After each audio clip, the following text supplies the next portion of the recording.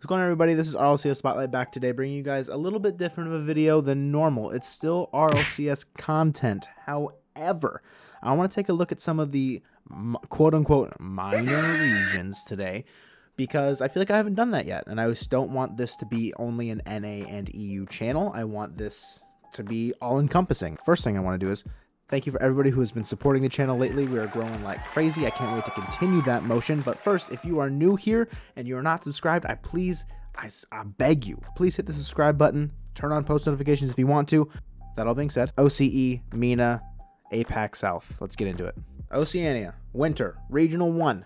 Look, that's gotcha, not bitch. GZG or Renegades. GZG didn't even make top fucking, they didn't even make top 6, okay? Let's take a look at this.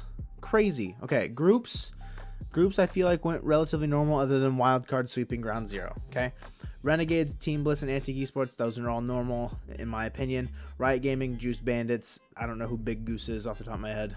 Keep this in mind, a lot of the top teams that should make it did go through in OCE. The depth is getting there. It's still not as great as it should be in my opinion after how long they've been around, but it's getting there. Okay, so teams to look out for this region, obviously like the top 4 from this. These top 8 are all really solid in this region. But today, Dire Wolves took down Forkidden in the grand finals. No bracket reset needed. They did not lose a single time during this tournament. They peaked and shut down Renegades 4-1. They were insane. And then Forkidden also beat Renegades 4-1. So Renegades just coming out a little sluggish. Ground 0 lost on whew, that's brutal. Forkidden and Dire Wolves teams to look out for. Fiberr on Dire. I know Dire Wolves have been grinding for a long time. Fiberr, Misty, and Walcott, and Spydoge, if you remember. I need behind you. Yeah, I can't. I'll go away. You get. Yeah. Nice. One there, back post. I can't. Go away, banana. When are you there? I got it. Let's go! We fucking got it! We fucking did it! I fucking told you! We fucking deserve it, man! We deserve it! Let's fucking go! Our fucking regional, man!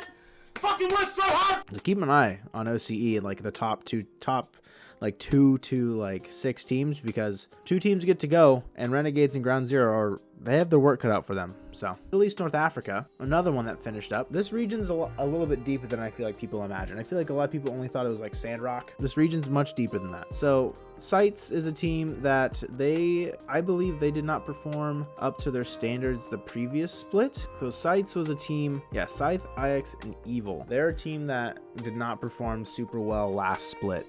Okay, and they pick up Fahad, and if I'm saying that wrong, I apologize. Dude, if you don't know, follow Johnny Boy and watch all of his stuff. Dude's cracked. So Sleeping disbanded, I'm pretty sure, and then Sights picked up Fahad. Dude's crazy.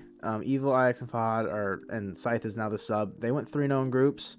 They took Sandrock, they took them to game 6 in the upper bracket final. They obviously lost in 5 games and kind of got demolished in the second half of that series, but they were looking good against Sandrock for the most part. So Sights is another team to keep an eye out. If MENA keeps performing well and they can get themselves a 2nd seed in the wildcard group stage for the world qualifiers, Sights, the Ultimates, and then like Joga Bonito and then Falcons are all teams that could make it in there for that 2nd spot. But Sights is definitely my odds-on favorite to get there.